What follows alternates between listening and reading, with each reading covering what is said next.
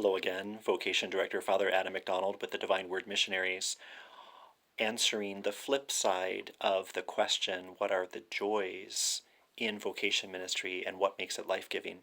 The question would be, what are the challenges in this ministry? And certainly in my experience of 9 years, it has been a ministry full of challenges and trials and times where it felt difficult to persevere. First among those challenges is that this is a type of ministry where you don't always see the fruits of your labor, at least not right away.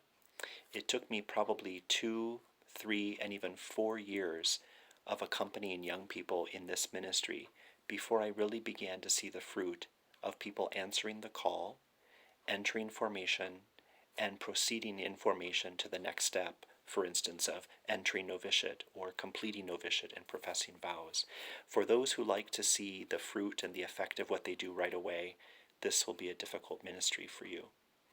A second challenge in this ministry is that it's almost impossible not to invest a great deal of yourself in the people that you are walking with, discerning with, and accompanying on their journey of discernment.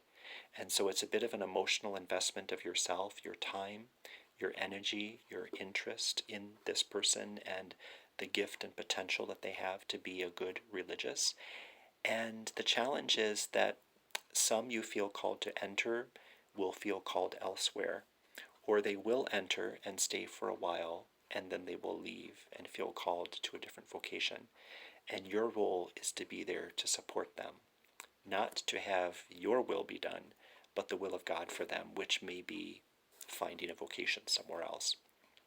A third challenge I find in this ministry is recognizing that not everyone is called to be a member of the Divine Word Missionaries, and it's very difficult at times to have to say no to someone who expresses a deep desire for this way of life, but has certain personal or impediments or obstacles, physical, emotional, health challenges, psychological problems. There are any number of factors in one's history that may make them unfit for this way of life. And to have to say no to someone who is sincerely desiring to give their lives to God in this way can be a big challenge. A fourth challenge I find in this ministry is that it requires almost constant traveling. At least before COVID-19, I was traveling about 90% of the time. So it's difficult to feel rooted in any one place because you're always on the go. And you're spending a lot of time alone in airports, on airplanes, behind the wheel of a car, sometimes in hotel rooms, in cities you have never visited before and where you don't know anyone. And so there is an inevitable sense of loneliness that can creep in at times. A fifth challenge in this unique ministry is the fact that the nature of the ministry is about being available to respond to young people on their schedule when they're ready to talk. And that's not always when I would like it to be.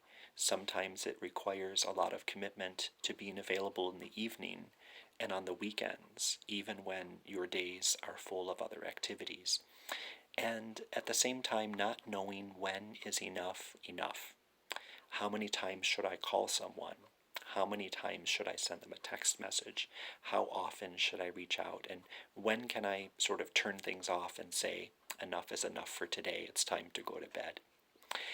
Sixth challenge I find in this ministry is that being a member of this religious community myself, but traveling so often, I miss so much of what happens right here in my local community. When I come to visit, on the occasional times that I'm here, I learn about all kinds of things that have been happening, events that are going on that I've not been a part of.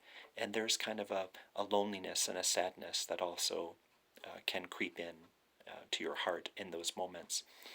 Finally, a seventh challenge I would find in this ministry is that even though we often say that vocation ministry is not about producing certain numbers of vocation candidates, the question I get pretty often is, how many fish did you catch? So in some ways, people do make it about numbers, and there can be a pressure to try to bring people into the community.